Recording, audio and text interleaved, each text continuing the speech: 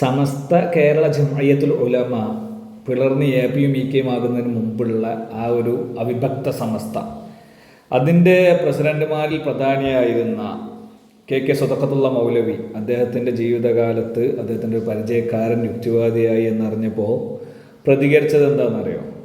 ആൾ ചോദിച്ചു, ആൾ പറഞ്ഞു, അവൻ യുക്തിവാദിയായോ, എന്നാൽ ഓനോൻ്റെ ഉമ്മാനെ കെട്ടട്ടെ.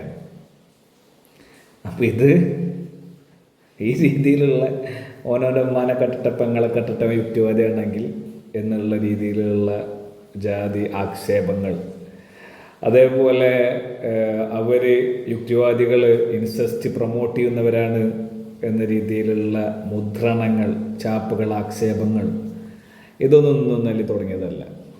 ഇതൊക്കെ കാലങ്ങളായിട്ട് ഇവിടെ ചെയ്തുകൊണ്ടേയിരിക്കുന്നതാണ്. എന്തിനാണ്? മുസ്ലിങ്ങൾക്ക്, ഇസ്ലാം ഉപേക്ഷിച്ച് പോകുന്നവരെ, ഇസ്ലാമിനെതിരെ നിൽക്കുന്നവരെ നേരിടാൻ, അവർക്കെതിരെ അറപ്പും വെറുപ്പും വിദ്വേഷവും ജനിപ്പിക്കണം. അതിനു വേണ്ടിയിട്ടാണ് ഈ ജാതി ആരോപണങ്ങൾ. അത് കാലങ്ങൾക്ക് മുമ്പേ തുടങ്ങിയിട്ടുണ്ട് എന്നുള്ളത് പറഞ്ഞതാണ്.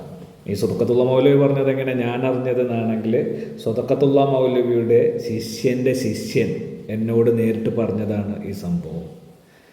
അപ്പോൾ എന്നെ അറിയുന്നവർക്ക് അറിയും ആരായിരിക്കാം ആ പറഞ്ഞിരിക്കാൻ സാധ്യത എന്നുള്ളതൊക്കെ. അപ്പോൾ അതൊരു മാറ്ററല്ല. എന്തായാലും സ്വതക്കത്തുള്ള മൗലവി ഇങ്ങനെ പറഞ്ഞിട്ടുണ്ട്. ഇത് കാലങ്ങളായിട്ട് ഇവിടെ നടന്നുകൊണ്ടിരിക്കുന്നതാണ്. ഇസ്ലാമിനെതിരെ നിൽക്കുന്നവരെയും ഇസ്ലാമല്ലാത്തവരെയും അടച്ചാക്ഷേപിക്കാനുള്ള കേവലം കുതന്ത്രം മാത്രമല്ലാതെ വേറൊന്നുമല്ല അത് എന്ന് മാത്രം. ഇത്രയും കണ്ട വിശ്വാസികളോട് എനിക്കൊരു അഭ്യർത്ഥന ഉണ്ട്.